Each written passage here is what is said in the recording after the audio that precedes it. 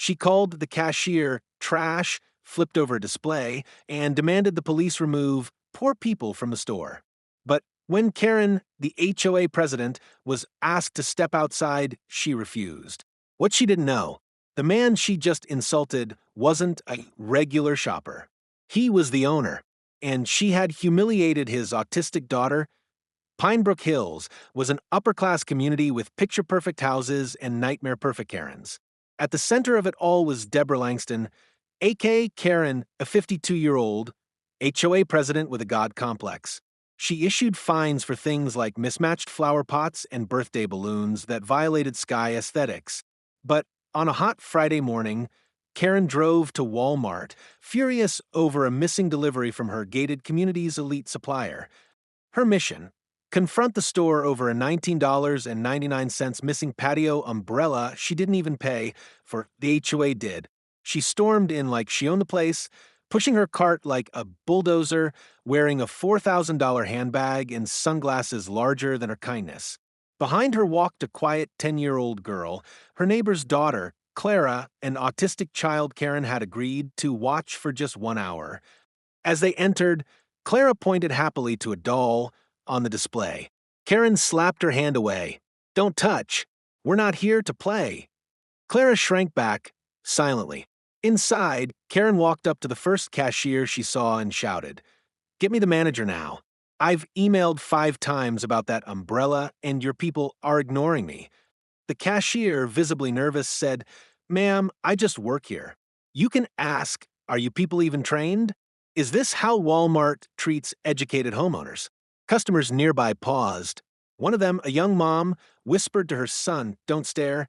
Karen wasn't done. She pulled out her phone and started filming herself. "This is what I deal with as a homeowner. Disrespect, trash service, lazy workers. I'm an HOA president, and I demand someone do something now." And then Clara wandered off. Karen didn't notice. She was too busy demanding a refund for a product she never purchased. Clara had walked 3 aisles over, drawn to a small end cap with plush toys. She picked up a soft dinosaur and began rocking slightly, holding it to her chest. A man in a faded flannel shirt noticed her. He smiled gently and asked, "Is your mom nearby?" Clara looked up but didn't answer. The man, sensing something wasn't right, flagged down an employee. Then, over the intercom, "Attention Walmart staff, we have a separated child near aisle 9. Please send assistance." Back at the front, Karen was screaming at a store supervisor now. "Do you even understand property law? I'll sue this store for discrimination against upscale residents." That's when she heard her name on the speaker. "Karen Langston, please come to aisle 9. The child with you has been located." She stomped toward aisle 9, muttering. That little brat wandered off again. But when she turned the corner, something unexpected happened. There stood a man in a wheelchair, holding Clara's hand gently. He looked calm, but behind his eyes was fury. He said nothing at first. He simply looked at Karen and then down at Clara. Then he said, quietly but firmly, "Is this how you treat children under your care?" Karen rolled her eyes. "Who are you exactly?" He extended a hand to the store manager who had just arrived. "Hi, I'm Daniel Granger. I own this location." Karen froze. Daniel continued, "And this little girl is my neighbor's daughter. I watched her cry through her window last week because someone left a letter on her doorstep telling her not to make noises during the day. That was you, wasn't it?" Karen's lips parted. "She's autistic," Daniel said. "She hums when she's overwhelmed. You told her family she was disrupting neighborhood energy." Karen tried to spin it. "That family doesn't follow HOA guidelines." Daniel cut her off. "I bought this store after your HOA fined my late brother for having a wheelchair ramp that ruined curb appeal. You remember that?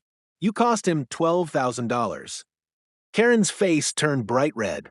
Then Daniel pointed at the security camera above. "She's been caught on camera calling staff trash, harassing guests, and neglecting a child." Karen gasped. "I didn't neglect anyone. She just wandered off for a second." Daniel turned to the manager. "Please call local PD, and I'll be contacting child services as well. Karen shouted, "You can't do that. I'm respected in Pinebrook Hills." Daniel turned to Clara and gently handed her the plush dinosaur. "She's not the one who should be ashamed. You are." As Karen was escorted toward the front exit, someone whispered loudly, "That's the HOA lady who screamed at the Girl Scouts last month." Someone else pulled out a phone. She tried to cover her face, but it was too late. By the time she reached her SUV, her meltdown was already on TikTok under the hashtag Walmart Karen. Karen was fined by the city for public disturbance. She stepped down from the HOA board due to stress. Daniel? He donated $25,000 to Clara's school for sensory equipment. And the Walmart? It now has a sign at the entrance. Kindness is required here. HOA attitudes not welcome. If you enjoyed this story, make sure to hit that like button and subscribe for more real-life drama and epic twist endings. Don't forget to turn on the bell icon so you never miss the next wild story drop.